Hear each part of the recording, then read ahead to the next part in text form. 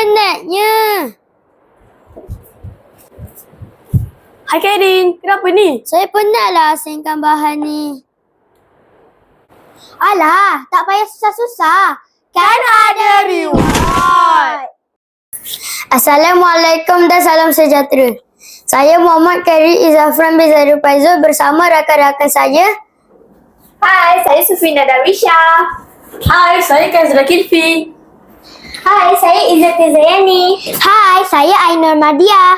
Dan saya Nafija Medina. Kami dari kumpulan NK Robotek. Pernahkah kita terfikir bagaimana jika mengitar semula boleh mendapat wang? Itulah idea yang membawa kepada projek kami, Reward Auto Recycling Environmental Waste Automation Reward Depot. Reward ialah mesin pengitar semula yang menerima botol plastik dan tin aluminium. Tujuan kami membuat projek ini untuk menggalakkan lebih ramai orang mengitar semula.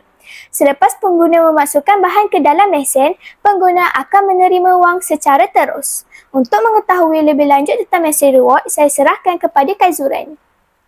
Mesin ini menggunakan IR photoreflector untuk mengesan bahan yang dimasukkan. Jika pengguna memasukkan botol plastik, mesin akan mengasingkan ke ruang botol. Jika pengguna memasukkan tin minuman, mesin akan mengasingkan ke ruang tin.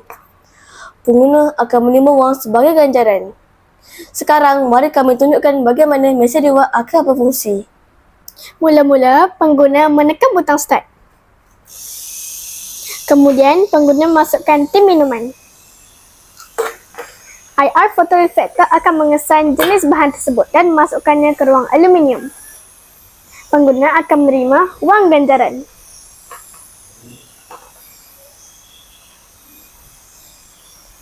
Kita cuba pula dengan botol plastik. IR photoreflector akan mengesan jenis bahan tersebut dan memasukkannya ke ruang botol plastik. Pengguna akan menerima wang ganjaran. Mudah, cepat dan automatik. Untuk elemen digital, kami menggunakan Smart Card Reader. Pengguna akan menggunakan kad bank masing-masing dan setiap kali pengguna menyentuh Smart Card Reader, pengguna akan dapat melihat baki dalam akaun bank masing-masing. Setiap kali pengguna mengitar semula botol plastik dan tin aluminium, pengguna akan mendapat wang terus daripada akaun bank masing-masing. Medina, cuba tekan butang A. Setiap kali saya menekan butang A, angka dalam akaun bank tersebut akan berubah. Medina, cuba tekan sekali lagi. Mudah dan menguntungkan. Projek kami menyokong SDG 12 iaitu penggunaan dan pengeluaran yang bertanggungjawab. Dengan adanya ganjaran, kami berharap lebih ramai orang akan mengitar semula demi alam sekitar yang lebih bersih. Untuk keselamatan, mesin ini akan ditempatkan di kawasan khas yang dilengkapi dengan kamera CCTV. Kamu nak tahu tak apa kesimpulan reward? Kesimpulannya, reward bukan sekadar mesin kita semula, tetapi satu inovasi yang mengubah bahan buangan kepada sumber pendapatan.